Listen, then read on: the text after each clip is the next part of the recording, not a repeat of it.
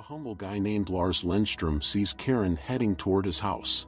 She has come to invite him to breakfast, but Lars says he has to get ready for church. However, he promised to come in the evening.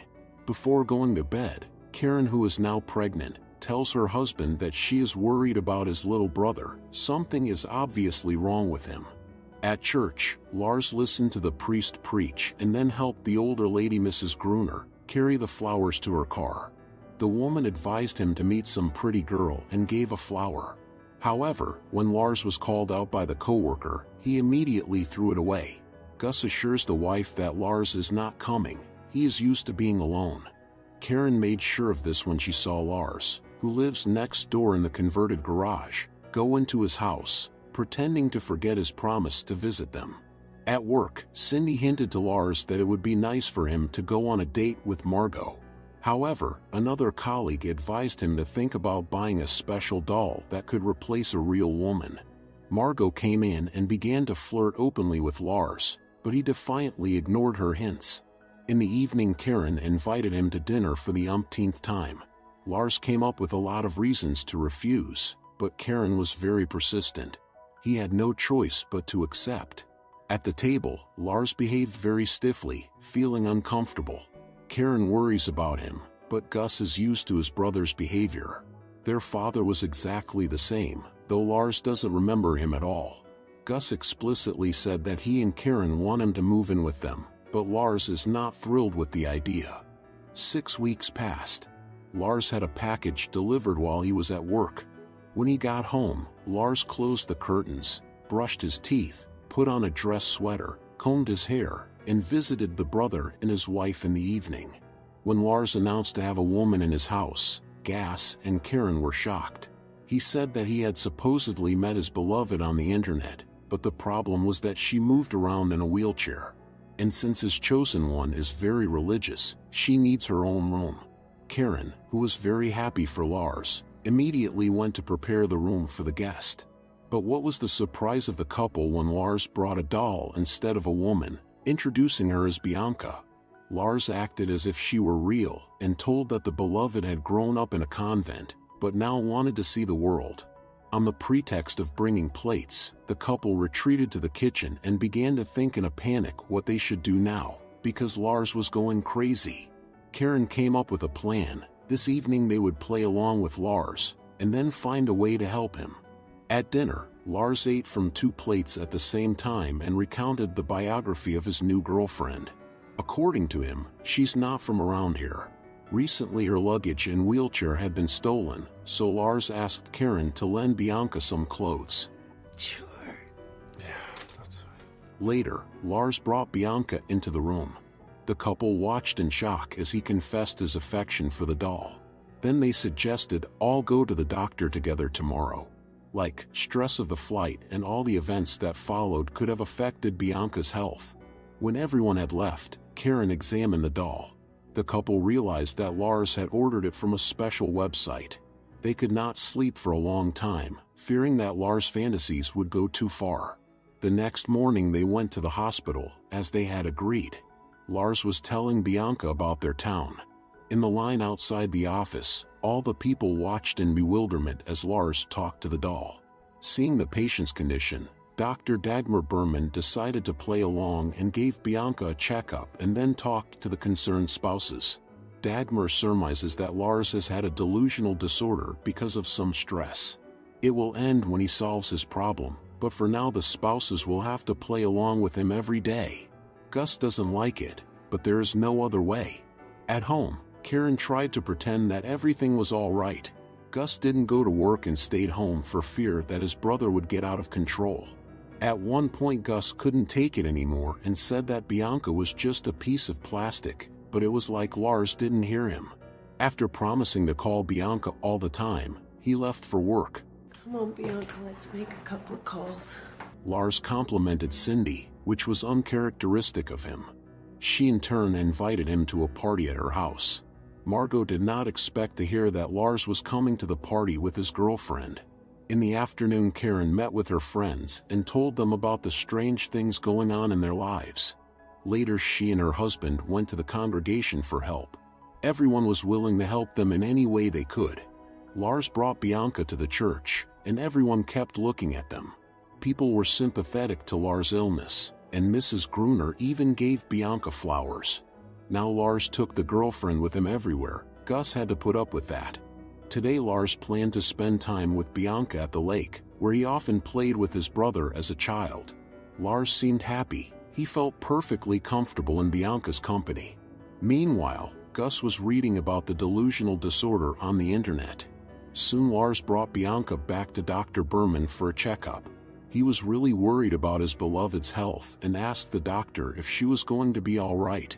At work, Gus told his co-workers about what was going on with his brother. In the evening he with the wife took care of Bianca, as they had promised Lars. Lars' meetings with Dr. Berman continued. He confessed that he was worried about Karen, his brother's wife. He felt that her desire to please and help everyone around her was not going to do any good. Lars also admitted that he was not comfortable with people, as well as their touch. Lars wears several layers of clothing to avoid feeling touched. The doctor helped him take the first step toward overcoming this phobia. In the evening, Lars with Bianca arrived at Cindy's party. She, her husband Baxter, and the other guests had been warned in advance, so they were not too confused at the sight of the doll. The guests spent the entire evening discussing Lars' new girlfriend. People were sympathetic to what was going on, because they knew he was sick. On the way home, Lars asked Bianca if she had fun. In the afternoon he read aloud to her, and later they visited his parents' graves. In the psychotherapy sessions, Lars was making progress and was already less afraid of being touched. He confessed that he was anxious before the birth of his nephew. Bianca is infertile, and Lars has conflicting feelings about that. His and Gus's mother passed away in childbirth, so Lars never knew her. Lars had a panic attack, but Dr. Berman was able to calm him down. Soon Bianca even got a job as a model in a clothing store. Margot and Cindy decided to change her image and took her to a beauty salon. In the evening, Karen watched through the window as a happy Lars danced with Bianca. Gus thinks the brother is not better. He will never recover. Gus feels guilty, thinking that he didn't take good care of his brother. Karen hugs the husband to support him. At work, Margot began to flirt with another colleague. At home, Karen and Mrs. Gruner cleaned up Bianca's appearance. Deciding that the beloved had made some plans for the evening without his knowledge, Lars came into conflict with her. This was their first quarrel. Mrs. Gruner said that no woman should do the whims of her man, and she took Bianca with her. Lars was very upset by this, thinking that the beloved had abandoned him. He thinks she doesn't give a damn about him, like everyone else. Karen couldn't stand it and emotionally told Lars that all the people in this town do everything they can to make him feel comfortable. Everyone tries for him, but he doesn't appreciate it. In the evening, Lars thanked the brother for helping him and Bianca. At work, Margot continued to actively flirt with Eric. Now they were a couple. For some reason, Lars was nervous about this.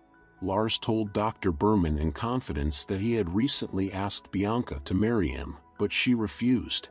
They quarreled more and more, Lars not liking the tone in which the beloved speaks to him. Lars decided to share his worries with the brother and asked him how he realized that he had become an adult.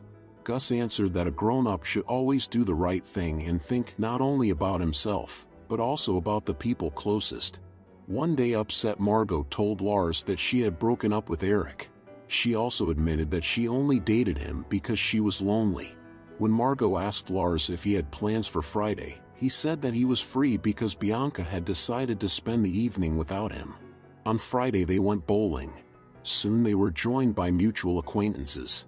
Lars had never spent time in company before, but now he was much less afraid of people. Everyone had a fun time. Margot thanked Lars for a wonderful evening. He honestly told her that he would never betray Bianca, so there could be nothing more than friendship between them. Margot assured that she hadn't had any such thoughts. She wasn't planning on stealing another man's boyfriend. Surprisingly, Lars was able to take her hand. Now touching was not unpleasant for him. At another psychotherapy session, Lars told Dr. Berman that he was having a hard time. Bianca has not only refused to marry him, she is increasingly silent. Their relationship is deteriorating. Despite everything, Lars continued to treat Bianca warmly, hoping that the old feelings would return to them. One morning Gus and Karen woke up to Lars screaming. He was in a panic because he could not wake Bianca. Since his beloved never woke up, Lars asked to call an ambulance. At Dr. Behrman's request, the paramedics played along with Lars. Bianca was taken to the hospital, and soon the doctor gave the unfortunate news. Bianca was seriously ill. She probably didn't have long to live. Lars did not leave the bed of his beloved. When his friends found out what had happened, they worried as if Bianca were a real woman. During this time, everyone became so used to her that they forgot that she was a doll. Dr. Behrman later told the couple that Lars' fantasy would soon reach its logical conclusion. The doctors let Bianca go home to pass away in peace. Lars couldn't hold back tears. He felt depressed and broken. Caring people brought flowers to their house to support Bianca. Lars was constantly visited by friends to let him know he was not alone. Karen and Gus decided to go to the lake and invited Lars and Bianca along, thinking that they would all benefit from some fresh air. While Gus and his pregnant wife were walking in the woods, Lars kissed his beloved for the first time. He cried, realizing he had to let her go. Soon Bianca passed away. All the people came to the church to say goodbye to her. The priest paid tribute to the extraordinary life of Bianca, which was able to bring so many people together and remind them how important the support of loved ones is. After the farewell ceremony, people went to the cemetery. Dr. Behrman noticed that Gus was crying. After all that had happened, Lars was finally able to overcome his fears.